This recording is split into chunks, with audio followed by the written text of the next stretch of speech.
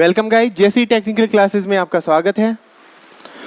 आज का अपना टॉपिक है इंजीनियरिंग ड्राइंग से रिलेटेड ज्योमेट्रिकल फिगर, ज्यामितीय आकृतियां। तो ज्यामितीय आकृति स्टार्ट करने के लिए अपन सबसे पहले स्टार्ट करते हैं पॉइंट, बिंदु। पॉइंट क्या चीज़ होती है? कोई भी ज्योमेट्रिकल फिगर आप लोग बनाइएगा तो उसमें स्टार्टिंग आपका होगा एक बिंदु से, एक पॉइंट से। तो पॉइंट की मैं अगर डेफिनेशन देना चाहूँ तो डेफिनेशन में ये बोलूँगा कि देखो पॉइंट तो यही है ना, जैसे ये मेरा ये पॉइंट लग गया है ना, तो पॉइंट की कोई डेफिनेट साइज और शेप नहीं होता है, ठीक है ना। तो बिंदु क्या है? बिंदु वह है जिसकी कोई डेफिनेट शेप और साइज नहीं है, ठीक है, वो चीज़ है आपका बिंदु, पॉइंट, ठीक। अब इसके बाद में जो नेक्स्ट चीज है वो है आपकी पॉइंट के बाद में है आपकी अगली चीज रेखा, लाइन। लाइन क्या चीज होती है? देखिए ये बिंदु, अगर मैं किसी बिंदु को, जैसे मान लो ये एक बिंदु है, ये बिंदु दो तरफ, इधर की तरफ भी और इधर की तरफ भी अनलिमिटेड है, लेंथ में अनलिमिटेड है, तो ये चीज आपकी कहलाएगी क्या? लाइन या रेखा। क्या कहलाएगी? लाइन या रेखा, ठीक है। फिर इसी से रिलेटेड दूसरा शब्द है आपका रेखा खंड, मतलब इस रेखा का एक टुकड़ा, इस लाइन का एक टुकड़ा।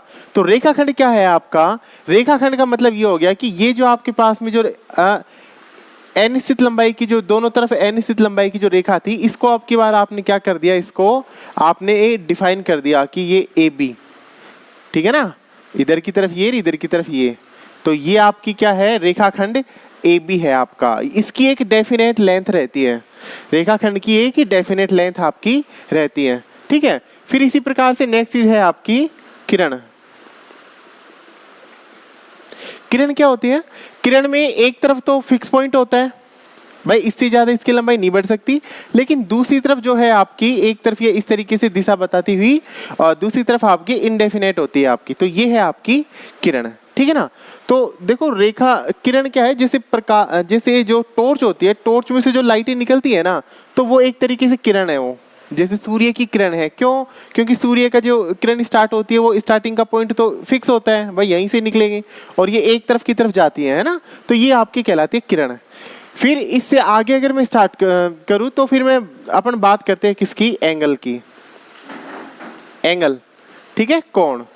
एंगल क्या होते हैं? एंगल जब आपकी दो किरणें किसी एक बिंदु पर मिलती है ना, इस तरीके से, ठीक है, तो ये आपका कहलाएगा क्या? वर्टेक्स, शीर्ष। ये है आपका वर्टेक्स, ये आपकी दो किरण हो गई, ठीक है। तो इन दोनों किरणों के बीच का ये जो फैलाव है, ये जो डाइवर्जेंस है, ये आपका कहलाता है एंगल, ठीक है। अच्छा जी, फैलाव तो आपका ये भी है, इधर की तरफ से ये भी तो है आपका डाइवर्जेंस, फैलाव, तो ये भी आपका एंगल ही है, ठीक है ना। इसके अंदर दो आपकी रेखाखंड भी हो सकते हैं, जब आप कोण बनाते हो तो दो आपके रेखाखंड भी हो सकते हैं, ठीक है। तो ये हो गया आपका वर्टेक्स, ये वाला, ये वर्टेक्स, शीर्ष, ठीक है। ये दो आपकी हो गई क्या? लाइन सेगमेंट, रेखाएं, ठीक, और ये आपका बन गया क्या? एक एंगल, इस तरीके से, ठीक है। फिर अच्छा, एंगल के अंदर कुछ एक चीज और देखते हैं अपन। एंगल में क्या होता है? जैसे एक होता है आपका एडजेसेंट एंगल। एडजेसेंट एंगल क्या होता है? संगत कोण। संगत कोण, संगत कोण क्या है आपका? संगत कोण ये इस तरीके से होता है कि इसमें एक जो आपकी लाइन है, एक जो रेखा है, वो रेखा तो होती है आपकी कॉमन, उभयनिष्ठ। क्या होती है? उभयनिष्ठ, और ये सेम वर्टेक्स को शेयर करती है। जैसे ये इधर की तरफ से, जैसे ये है आपका, तो एक ये एंगल हो गया इधर की तरफ, और एक ये एंगल ये इधर की तरफ हो गया, ठीक है ना। तो दो एंगल हो गए ना ये यहाँ पे। तो ये जो एंगल है, इधर की तरफ अल्फा मान लो, इधर की तरफ बीटा मान लो, तो ये अल्फा और बीटा जो है, इन एंगल की पोजीशन ये कहलाएगी कि भाई ये दोनों आपस में क्या है? एडजेसेंट एंगल हैं, संगत कोण है ये दोनों आपस के अंदर, ठीक है। इसमें खासियत क्या है कि देखो वर्टेक्स भी इनका कॉमन ही है, और एक जो लाइन है, एक जो रेखा है, वो इन दोनों के अंदर कॉमन है, उभयनिष्ठ है, ठीक है। ये है आपका एडजेसेंट एंगल। फिर है आपका अगला है वर्टिकली अपोज्ड एंगल, ऊर्ध्वाधर विपरीत कोण, ऊर्ध्वाधर विपरीत कोण। ये क्या होता है देखिए, जैसे मान लो आपके पास में ये एक इस तरीके से दो रेखाएं एक दूसरे को काट रही हैं। एक एंगल ये है अल्फा, एक ये एंगल है बीटा, ठीक है, और ये एंगल है मेरा थीटा और ये एंगल है मेरा गामा। तो यहाँ पे अल्फा और बीटा एंगल का जो मान है वो बराबर होता है किस किस का, अल्फा किसके बराबर हो जाएगा आपका, बीटा एंगल के बराबर, और ये जो थीटा एंगल है ये थीटा बराबर हो जाएगा किसके, आपके गामा के बराबर हो जाएगा। तो इस तरीके से ये जो कोण है एक दूसरे के, ये वाला और ये वाला, जैसे अल्फा और बीटा है, ये एक दूसरे के वर्टिकली अपोज्ड एंगल है, ऊर्ध्वाधर विपरीत कोण है आपके। इसी प्रकार से ये गामा और थीटा ये भी आपस में एक दूसरे के ऊर्ध्वाधर विपरीत कोण है आपके, ठीक है। अच्छा, इसी प्रकार से नेक्स्ट देखते हैं, एंगल्स में ही चल रहे हैं अभी अपन। नेक्स्ट है आपका एंगल में, एक होता है आपका कप्लीमेंट्री एंगल।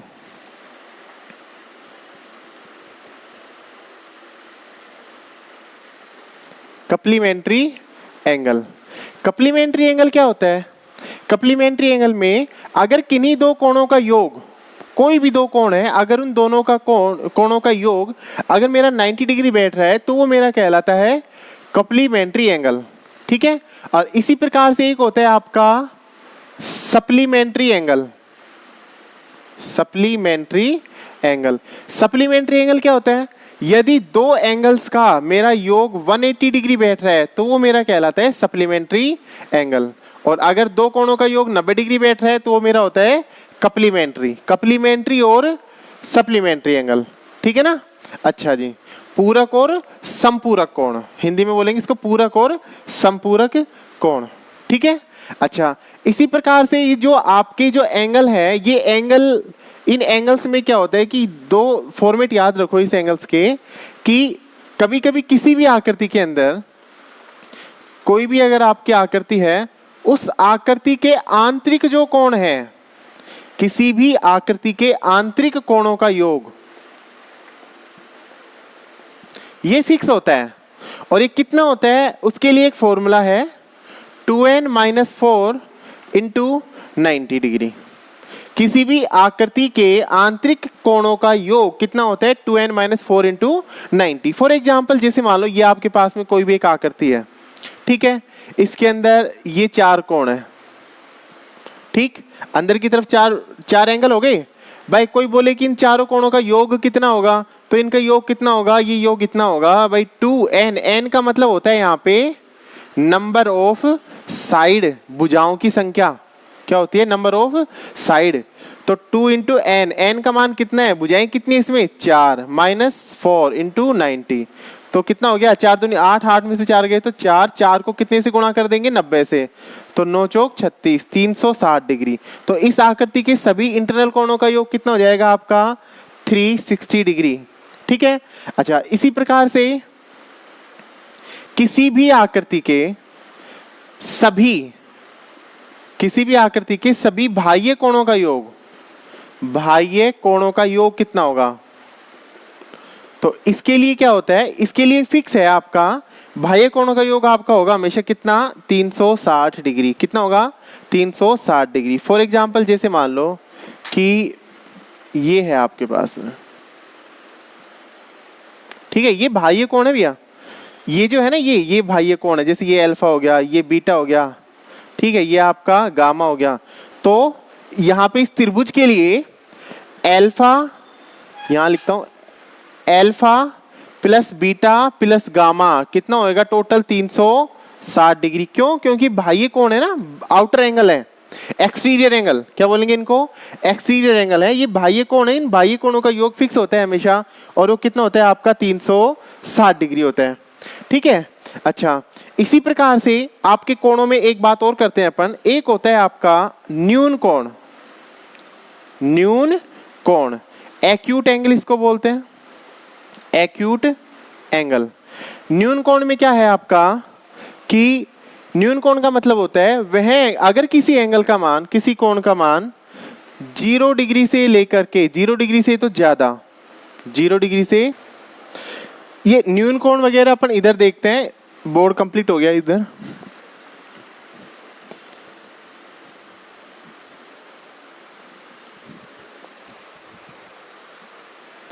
ठीक है, नेक्स्ट है अपना न्यून कोण। न्यून कोण का मतलब हो गया आपका एक्यूट एंगल। अब ये एक्यूट एंगल क्या होता है? न्यून कोण का सीधा सा मतलब ये है कि किसी कोण का मान भाई 0 डिग्री से तो हो क्या ज्यादा और 90 डिग्री से हो आपका कम, तो वो आपका न्यून कोण की श्रेणी में आपका आ जाएगा। ठीक है, मतलब थीटा जो है आपका इस तरीके से होगा कि ये 0 डिग्री से तो क्या होगा, 0 डिग्री से तो ज्यादा, थीटा का मान 0 डिग्री से ज्यादा और 90 डिग्री से कम। सही है ना? थीटा का मान 0 डिग्री से ज़्यादा और 90 डिग्री से कम, थीटा लेस देन 90 डिग्री। ठीक है, ये एक्यूट एंगल है आपका। जिस तरीके भाई जैसे मान लो ये कोई एक कोण बनाया मैंने, मान लो 60 डिग्री का है, तो 60 डिग्री का है तो न्यून कोण की श्रेणी में आएगा ना, क्योंकि 0 से तो ज़्यादा है, 90 से कम है, तो ये आपका आएगा न्यून कोण की श्रेणी के अंदर। ठीक है, फिर है नेक्स्ट आपका समकोण। समकोण का मतलब हो गया आपका राइट एंगल, है ना? राइट एंगल का मतलब है अगर किसी एंगल का मान जो है एग्जैक्टली कितना डिग्री आ रहा है आपका 90 डिग्री, एग्जैक्टली 90 डिग्री आ रहा है, तो वो आपका कहलाएगा क्या? समकोण। ठीक है, क्या कहलाएगा? समकोण। फिर नेक्स्ट है आपका अधिक कोण। ठीक, अधिक कोण क्या होता है? अगर किसी कोण का मान 90 डिग्री से तो ज्यादा है ना भाई, जैसे ये है आपका 90 डिग्री, तो किसी कोण का मान 90 डिग्री से तो ज्यादा, और भाई ये तो हो गया 90 डिग्री, ये पूरा हो गया आपका 180 डिग्री। अगर किसी कोण का मान 90 डिग्री से तो हो ज्यादा, मतलब इधर से तो इधर की तरफ चलो, और 180 डिग्री से हो आपका कम, इस क्षेत्र में कहीं भी अगर आपका कोई एंगल पड़ रहा है, ये वाला एंगल, तो ये आपका कहलाएगा कितना? ये एंगल आपका कहलाएगा अधिक कोण। क्या कहलाएगा आपका? ये अधिक कोण। कहने का मतलब यही हुआ ना कि जो कोण आपका किस तरीके से रहेगा भाई, 90 डिग्री से तो ज्यादा और 180 डिग्री से कम, एंगल आपका इस तरीके से डिफाइन होगा। नेक्स्ट है आपका अधिक कोण के बाद में अगला है आपका सरल कोण। सरल कोण क्या है? सरल कोण का मतलब है अगर आपके किसी एंगल का मान एग्जैक्टली 180 डिग्री है, कितना है? 180 डिग्री, तो वो आपका सरल कोण की श्रेणी में आपका आएगा। ठीक है, फिर सरल कोण के बाद में नेक्स्ट है आपका वृहद कोण। वृहद कोण, तो वृहद कोण का मतलब है आपका अगर किसी एंगल का मान, किसी कोण का मान 180 डिग्री से तो ज्यादा, भाई ये तो आपकी एंगल कितना बन रहा है? 180 डिग्री, है ना? किसी कोण का मान 180 डिग्री से तो ज्यादा, और ये अगर मैं घूम के वापस यहीं आ जाऊं, यहां से स्टार्ट होकर के घूम फिर करके यहीं आ जाऊंगा यहाँ पे, तो कितना हो जाएगा? 360 डिग्री। अगर किसी कोण का मान 180 डिग्री से तो ज्यादा और 360 डिग्री से कम, मतलब कोई भी रेखा आपकी यहाँ इस क्षेत्र में पड़ेगी ना, 180 डिग्री से ज्यादा, मतलब यहाँ से लेकर के यहाँ तक अगर आपकी कोई रेखा पड़ रही है, तो वो आपका एंगल कितना कहलाएगा? कितना कहलाएगा आपका एंगल? वो वृहद कोण कहलाएगा। ठीक है ना? मतलब जैसे मान लो कि ये कोई एक कोण यहाँ पे है, ठीक है, ठीक है ना, तो ये कोण जो यहाँ से यहाँ तक का ये जो कोण हुआ आपका, ये वाला कोण, ये कोण क्या कहलाया आपका? वृहद कोण। ठीक है भाई, जैसे अच्छा जैसे मान लो मैंने कि ये एंगल ये बनाया, ये एंगल, ठीक है, और इस एंगल का मान मैंने कितना ले लिया? मान लो मैंने इसका मान ले लिया 230 डिग्री, तो 230 डिग्री है ना भाई, 180 से तो ज्यादा है यार, 360 से कम है, तो ये एंगल मेरा कौन सा कहलाएगा? मेरा वृहद कोण मेरा कहलाएगा। ठीक है अच्छा जी, अब ये हो गए आपके कोणों की बात। कोण के बाद में अब अपन स्टार्ट कर देते हैं, नेक्स्ट है आपका त्रिभुज। देखो अपन एक सीक्वेंस में चल रहे हैं, है ना। सबसे पहले अपन ने एक बिंदु पढ़ा, पॉइंट पढ़ा, पॉइंट के बाद में फिर अपन ने क्या पढ़ा, पॉइंट के बाद में अपन ने पढ़ा एक रेखा, रेखा फिर रेखाखंड पढ़ा, फिर किरण पढ़ी, किरण के बाद में फिर एंगल पढ़े, एंगल्स के विभिन्न प्रकार देखे अपन ने। अब एंगल्स के बाद में भाई देखो यही था ना आपका एंगल, है ना। अब इस एंगल में, एंगल के बाद में नेक्स्ट आप क्या करती आएगी, क्या, त्रिभुज। तो त्रिभुज का मतलब क्या है, डेफिनेशन क्या है त्रिभुज की, त्रिभुज से मतलब मेरा ये है तीन भुजाओं से बंद आकृति, तीन भुजाओं से बंद आकृति। ये तीन भुजाएं हो गई आपके लिए बंद आकृति होनी चाहिए। अगर ये खुली रही कहीं से भी तो फिर आपका त्रिभुज नहीं बनेगा।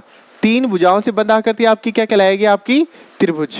ठीक है, इसमें भाई आपके तीन तो हो गए ये एंगल, अल्फा बीटा गामा, है ना, और तीन ही हो गई आपकी भुजा, जैसे ये हो गई ए बी, ये बी सी और ये वाली आपकी ए सी। तो किसी त्रिभुज के अंदर कितने एलिमेंट हो गए टोटल, 6। कौन कौन से भाई, तीन तो उसकी हो गई क्या, भुजाएं, और तीन क्या हो गए इसके अंदर, कोण, है ना। ये किसी त्रिभुज के एलिमेंट है। त्रिभुज जो है आपके ये भी आगे फिर डिफाइन किए गए हैं। जैसे एक होता है आपका समबाहु त्रिभुज,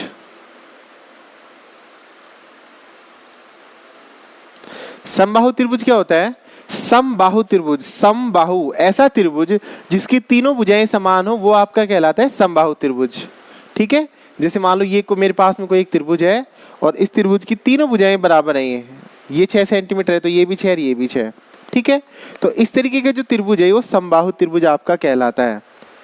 समबाहु मतलब जिसकी तीनों भुजाएं क्या हो, आपकी समान हो। और एक चीज आप ये ध्यान रखना, अगर किसी त्रिभुज की तीनों भुजाएं बराबर हैं, तीनों भुजाएं अगर बराबर हैं, तो अगर किसी त्रिभुज की तीन भुजाएं बराबर हैं तो उस त्रिभुज के तीन कोण भी क्या होंगे, बराबर। ठीक है, ये है आपका समबाहु त्रिभुज। समबाहु त्रिभुज के बाद में नेक्स्ट है आपका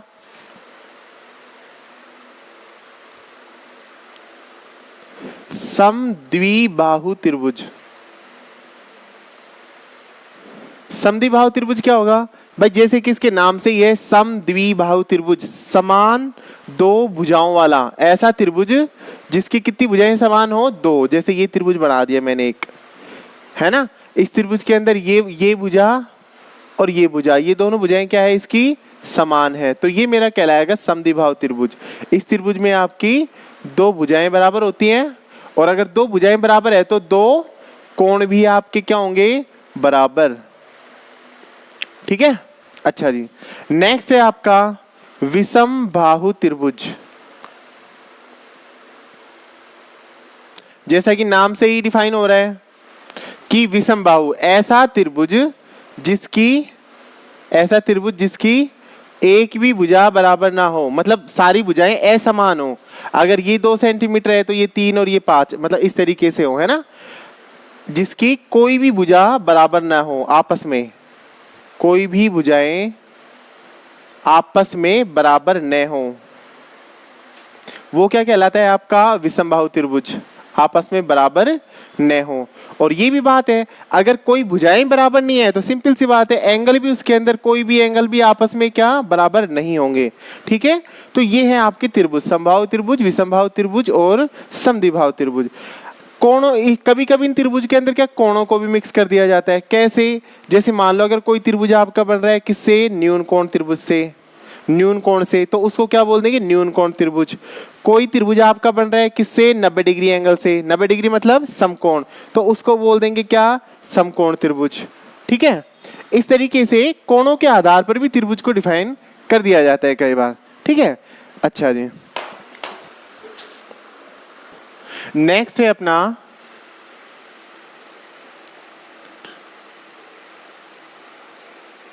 क्वाड्रिलेटरल, चतुर्भुज। ठीक है, अपन सीक्वेंस के हिसाब से चल रहे हैं भाई। पहले बिंदु पढ़ा, फिर रेखा, रेखाखंड, किरण, किरण के बाद में फिर कोण, कोण के बाद में त्रिभुज, त्रिभुज के बाद में अब आ गया आपका चतुर्भुज, है ना। तो चतुर्भुज क्या होता है, चतुर्भुज का मतलब ये है कि किसी एक समतल के अंदर 4 बिंदु होने चाहिए, है ना।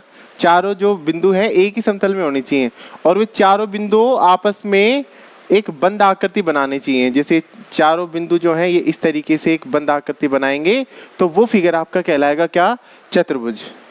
अब चतुर्भुज के अंदर फिर से कैटेगरी आ जाती है। चतुर्भुज तो सिंपल सा ये हो गया कि चार भुजाओं से बंद आकृति को क्या बोलेंगे, चतुर्भुज।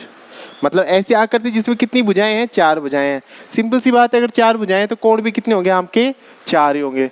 अब चतुर्भुज के अंदर क्या क्या आता है वो चीज देखिए आप। देखो सबसे पहले मैं बात करता हूं किसकी, आयत की बात करते हैं।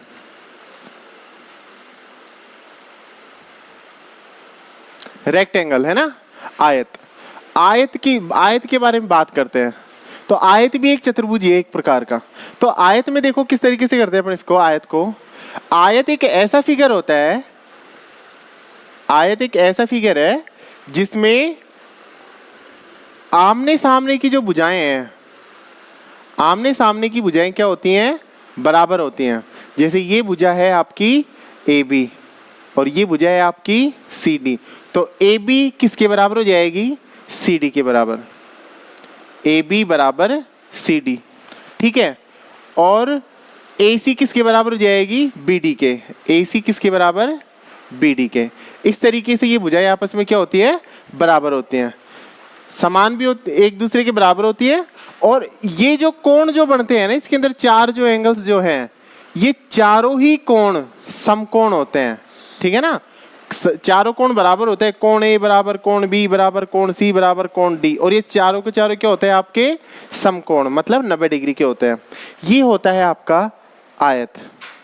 आयत के बाद में फिर अच्छा इसके अंदर एक चीज और है, दो विपरीत एंगल्स को, दो विपरीत वर्टेक्स को, जैसे एक ये वर्टेक्स शीर्ष हो गया B और एक हो गया C, इनको अगर मैं मिला दूं इस तरीके से, ये इस तरीके से मिला दूं, ठीक है, तो ये BC क्या कहलाएगा, इसका विकर्ण, डायगोनल। और इसी प्रकार से ये AD भी क्या है, इसका विकर्ण है, ठीक है। इन विकर्णों की भी अपनी कुछ अलग से हिस्ट्री चलती है। विकर्णों की जो सिचुएशन है वो अपन एक टेबल बना करके सभी आयत के, वर्ग के, समांतर चतुर्भुज के, समचतुर्भुज के, ट्रेपेजियम के, इन सभी विकर्णों की जो पोजीशन है ना, उसको अपन एक साथ स्टडी कर लेंगे एक टेबल बना करके, ठीक है। उसमें क्या कंफ्यूजन भी नहीं रहेगा कि भाई, इसमें अक्सर क्या कंफ्यूजन होता है कि भाई इसमें ये एंगल आपस में 90 डिग्री पे काटते हैं कि नहीं काटते, ठीक है, या फिर ये एक दूसरे के बराबर हैं कि नहीं है। तो डायगोनल्स, विकर्ण के बारे में जो है वो अपन अलग से एक टेबल बना करके अभी देखते हैं, ठीक है ना। रेक्टेंगल ये चीज है आपका। रेक्टेंगल के बाद में नेक्स्ट है आपका स्क्वायर। रेक्टेंगल के बाद में क्या है आपका, स्क्वायर, मतलब वर्ग। अब वर्ग क्या चीज है, वर्ग एक ऐसा चतुर्भुज है, एक ऐसी आकृति है जिसके अंदर चारों भुजाएं आपकी बराबर होती हैं। चारों भुजाएं क्या होंगी आपकी, बराबर। सारी की सारी तो भुजाएं आपकी बराबर, और सारे के सारे कोण भी बराबर, और प्रत्येक कोण भी कितने डिग्री का आपका, 90 डिग्री का। इस तरीके का फिगर आपका कहलाएगा क्या, वर्ग, है ना। जैसे मान लो ये ABCD इस तरीके से अगर है तो इसमें खास बात क्या है, चारों भुजाएं बराबर, AB बराबर BD बराबर DC बराबर AC, चारों के चारों तो भुजाएं बराबर हो जाती हैं। और कोण तो सारे बराबर है ही, कोण A बराबर कोण B बराबर कोण C बराबर कोण D, और ये सबका मान कितना डिग्री होता है, 90 डिग्री के बराबर होता है। और जो विकर्ण की जो पोजीशन है, मैंने आपको पहले ही बताया, इनके विकर्ण जो है एक दूसरे को 90 डिग्री पर काटते हैं। तो विकर्ण की जो पोजीशन है वो अपन अलग से टेबल बना करके शो करेंगे, ठीक है। तब तक के लिए बाकी इसकी जो प्रॉपर्टीज है, बाकी जो गुण हैं, गुणधर्म जो है वो देखते हैं अपन, ठीक। अच्छा जी, इस रेक्टेंगल और स्क्वायर के बाद में इसी से फिर नेक्स्ट चीज देखिए आप, ये जो आपका रेक्टेंगल था ना, इस रेक्टेंगल में मैंने क्या किया कि इसी रेक्टेंगल को मैंने, भाई जैसे ये मेरी भुजा थी, इधर देखिए ये भुजा कौन सी है, BD, ये भुजा है आपकी BD,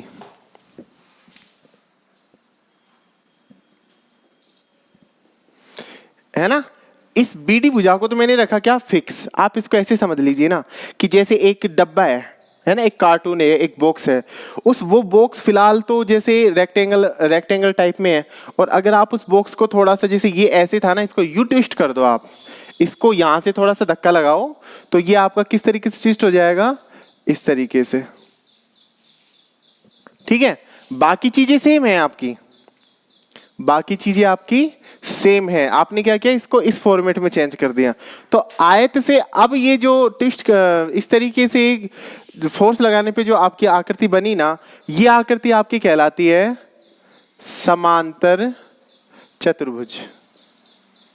कौन सी आकृति कहलाएगी आपकी, समांतर चतुर्भुज, है ना। समांतर चतुर्भुज की खास बात क्या है, देखो ये आयत के जैसा ही तो बना ना, मतलब कि इसमें भी बाकी सारी चीजें फॉलो हो रही हैं। ए बी बराबर सी डी, ए बी बराबर सी डी, है ना, ए बी बराबर सी डी है और बी डी बराबर ए सी है, ये सारी चीजें इसके अंदर फॉलो हो रही हैं। लेकिन इसके अंदर ये जो एंगल हैं, ये एंगल तो अब 90 डिग्री के नहीं रहे ना, ये एंगल्स हो गए आपके चेंज, और ये जो आपके जो विकर्ण है, इन विकर्ण की पोजीशंस भी आपकी हो गई चेंज। ठीक है ना। अच्छा जी, ये है आपका समांतर चतुर्भुज। समांतर चतुर्भुज के बाद में ये है अपने पास में वर्ग, और वर्ग से जो आकृति आपकी निर्मित होगी वो है आपकी समचतुर्भुज। समचतुर्भुज क्या है, इसी को मैं इस फॉर्मेट में चेंज कर देता हूं। सारी की सारी भुजाएं तो आपकी बराबर हैं, लेकिन एक तो आपका फर्क कहां पड़ेगा, ये डायगोनल्स के ऊपर फर्क पड़ जाएगा, विकर्णों के ऊपर फर्क पड़ जाएगा। ठीक है, और दूसरा फर्क किसके ऊपर पड़ेगा आपका, इसकी आकृति के ऊपर। अभी ये आकृति कहलाएगी आपकी समचतुर्भुज। देखो, वर्ग को डिफॉर्म करने पर आकृति प्राप्त हुई समचतुर्भुज, और आयत को विकृत करने पर आकृति प्राप्त हुई आपकी समांतर चतुर्भुज। ठीक है, इसी प्रकार से एक है आपका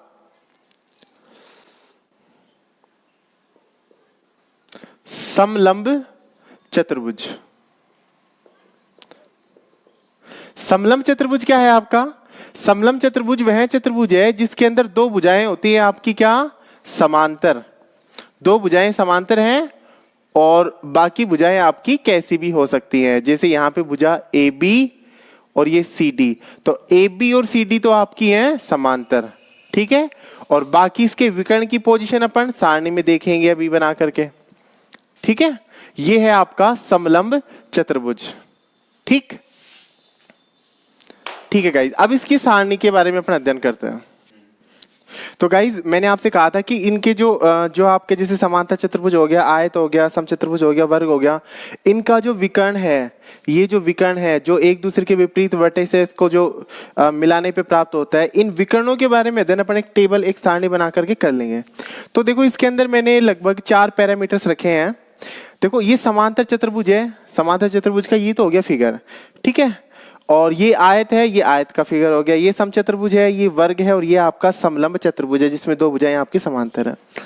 अब जो आपका जो विकर्ण है, डायगोनल जो है आपका विकर्ण, डायगोनल, इस विकर्ण के मैंने कुछ एक पैरामीटर लिए हैं, जैसे कि लेंथ ऑफ डायगोनल इक्वल, कि भाई ये जो आकृतियां हैं, इन आकृतियों में जैसे कोई मेरे से ये पूछे कि समांतर चतुर्भुज के जो विकर्ण हैं, क्या ये विकर्ण की लंबाई आपस में बराबर है, तो पहला पैरामीटर मेरा यही है कि क्या इनकी जो लेंथ है, डायगोनल विकर्ण की जो लेंथ है, क्या ये बराबर है, तो उसके बारे में पहला जो पैरामीटर है। दूसरा पैरामीटर है कि ये दोनों विकर्ण आपस में एक दूसरे को काटते हैं क्या। ठीक है, बाइसेक्ट मतलब काटना। तीसरा पैरामीटर है कि काटते हैं तो क्या ये एक दूसरे को 90 डिग्री पर ही काटते हैं। अगर 90 डिग्री पे कोई भाई किसी भी आकृति के अगर विकर्ण 90 डिग्री पे काट रहे तो मैं वहां पे क्या करूंगा, मैं यस का साइन करूंगा, अदरवाइज क्रॉस कर दूंगा। फिर चौथी चीज है आपकी एंगल बाइसेक्टर, कि जो आपके जो विकर्ण हैं, क्या वो विकर्ण उस एंगल को बाइसेक्ट कर रहे हैं। मतलब ये हुआ कि जैसे ये विकर्ण है, मेरा नाम दे दो इसको AC, ये विकर्ण AC जो है और ये मेरा है ABCD, है ना। तो ये जो एंगल मेरा बन रहा है ना, ये वाला एंगल जो है DAB, ये जो एंगल है आपका, तो क्या ये जो मेरा एंगल AC है, विकर्ण AC है, क्या इसको इस टोटल एंगल थीटा को θ/2 में बांट रहा है? मतलब एंगल को बाइसेक्ट कर रहा है, बराबर दो भागों में बांट रहा है? यदि हाँ तो मैं यहाँ पे करेक्ट साइन करूंगा, और यदि ना तो मैं यहाँ पे क्रॉस करूंगा। ठीक है गाइस, तो इसकी मैंने आपको एक सारणी बना दी है। तो सबसे पहले बात करते हैं समांतर चतुर्भुज की। तो समांतर चतुर्भुज के जो विकर्ण है, दोनों विकर्णों की जो लंबाई है वो आपस में बराबर नहीं होती है। दोनों एक दूसरे को काटते हैं, लेकिन 90 डिग्री पर नहीं काटते। समांतर चतुर्भुज में 90 डिग्री पर नहीं काटते। और रही बात एंगल बाइसेक्टर की, तो वो एक दूसरे का एंगल बाइसेक्ट भी नहीं करते। ठीक है, लेकिन आयत के अंदर क्या है? आयत के अंदर जो दोनों आपके जो विकर्ण हैं, दोनों विकर्णों की लंबाई बराबर होती है, एक दूसरे को काटते भी हैं, लेकिन एक दूसरे को 90 डिग्री पे नहीं काटते, और ना ही एक दूसरे के एंगल बाइसेक्टर होते हैं। ठीक है ना, एंगल बाइसेक्ट भी नहीं करते। तीसरी चीज है आपकी समचतुर्भुज। तो समचतुर्भुज के अंदर जो आपके जो विकर्ण है, इन विकर्णों की, दोनों विकर्ण की लंबाई जो है वो बराबर नहीं होती है, और एक दूसरे को काटेंगे तो सही है ना।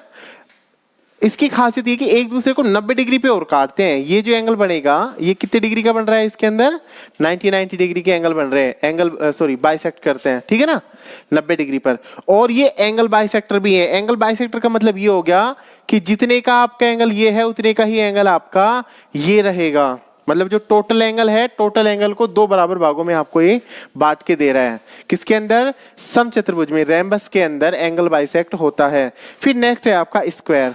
तो स्क्वायर जो है आपका वर्ग, वर्ग के अंदर लेंथ ऑफ डायगोनल की जो है वो इक्वल होती है, एक दूसरे को बाइसेक्ट भी करते हैं, और एक दूसरे को 90 डिग्री पर भी बाइसेक्ट करते हैं, और एक दूसरे के एंगल बाइसेक्टर भी होते हैं। एक दूसरे के नहीं, मतलब एंगल के बाइसेक्टर भी होते हैं। मतलब ये कोण और ये कोण भी बराबर का होता है, 90 डिग्री के भी होते हैं ये आपस में। ठीक है, और दोनों विकर्ण आपस में बराबर भी होते हैं। इस विकर्ण की लंबाई और इस विकर्ण की लंबाई भी आपको आपस में क्या मिलेगी? बराबर मिलेगी। फिर नेक्स्ट है आपका ट्रेपेजियम, समलंब चतुर्भुज।